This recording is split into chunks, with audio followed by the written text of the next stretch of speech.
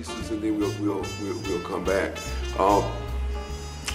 But we do want to say now, a lot of the international students, they're still into a lot of duct tape, and they're into a lot of other kind of things that's a little whatever. But I think the water shoes we want to approach, because we're academic, we want to approach in a nautical sense, a sense of this is how boats are designed, and we're designing for an aquatic environment. And there's some basic principles that all boats adhere to or should adhere to.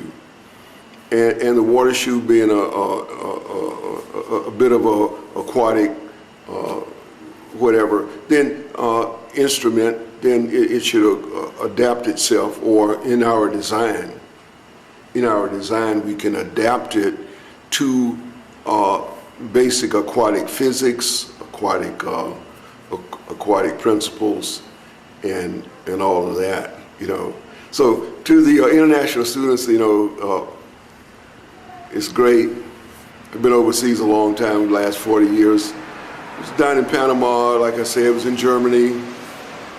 Now I'm here in the Orient, in Okinawa, Japan, or in Japan in general, because we do travel around, and all that from here, and we have a good old time. So I thank you for having me on board for a few minutes. These pieces are broken up into 10-minute pieces, and I think it's about 6 of them.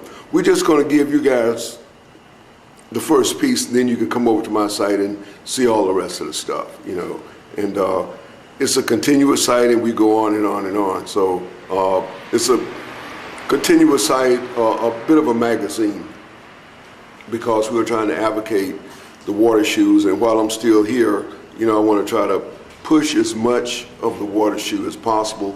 So I'm looking at my watch now. We'll be right back.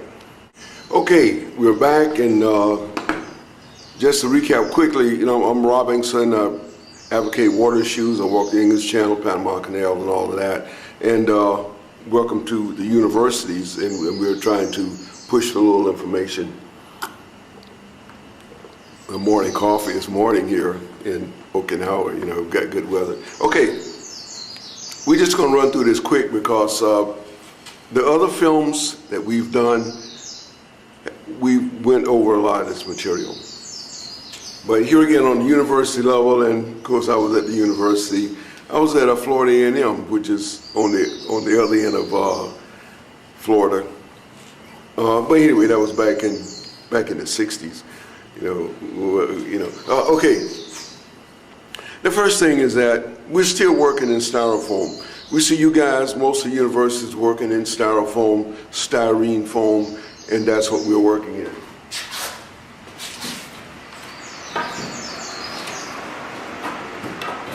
And styrene foam is pretty good, because we've, it's light and strong and all that, but maybe we'll go get a piece.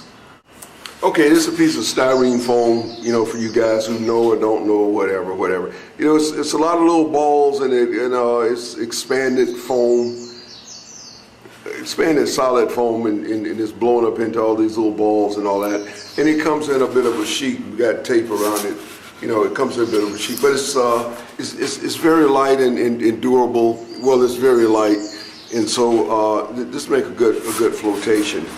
And of course, we can get this down at the local hardware store. That's Lowe's or Home Depot or Ace Hardware or whatever. You could get this foam. And so the shoes are basically styrofoam.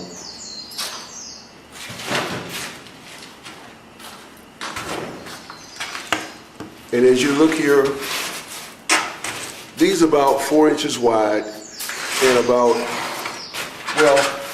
we like to call it body width. You can see that's just about body width, and I'm gonna pull this up a little bit.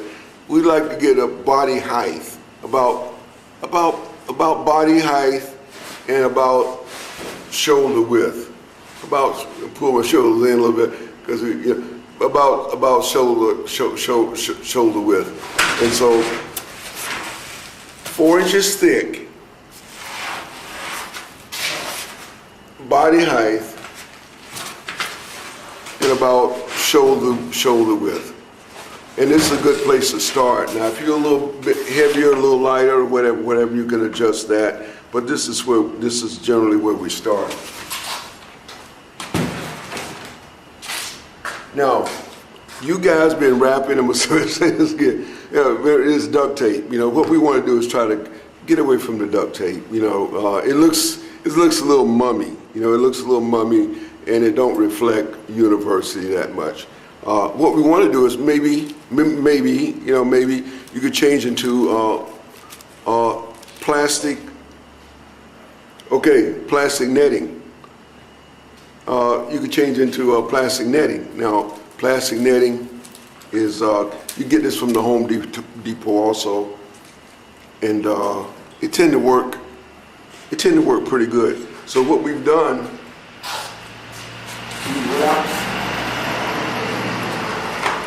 we've wrapped our shoes in this plastic netting. So we've gotten away from the duct tape and gone into plastic netting. And this is strong, and it's like a girdle. It reinforces the plastic and all this. Now, if you want to put clear plastic or clear duct tape on the inside, you know, it wouldn't hurt none. But this works just as well or better. And you can see we've strung it in.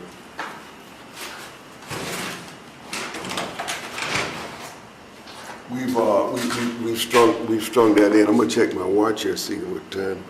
Oh, we still got a little time. Now, we're gonna run through this pretty quick because we have some films on this, and we're going into more detail and more detail.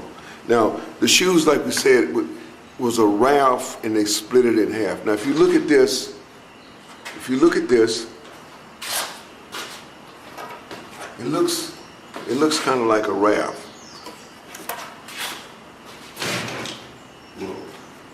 It looks kind of like a raft. Now, what we do, we take this and split it down the middle. Now watch this.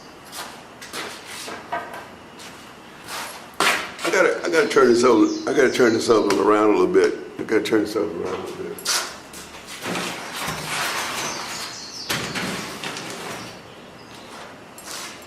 But you notice here we get a bit of a raft effect. It's kind of rafty. Now what we do is split it down the middle. We split it down the middle, and now we can move each one independently of the other one. Now the styrofoam is thick enough so you can stand on one, it'll float your body. So when you're walking up with marsh and swamp and this and that and all that, you can make walking movements. Now, you guys have been trying to walk on open water, and this is not the way to do it. This is not the original water shoes, the original Oriental Chinese water shoes, original Oriental water shoes, Japanese ninja. This is not the way they did it. What they did is in open water, you put it together.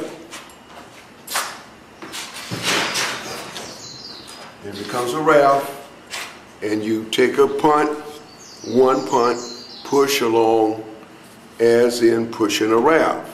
Once you get to marsh, swamp, and all this stuff,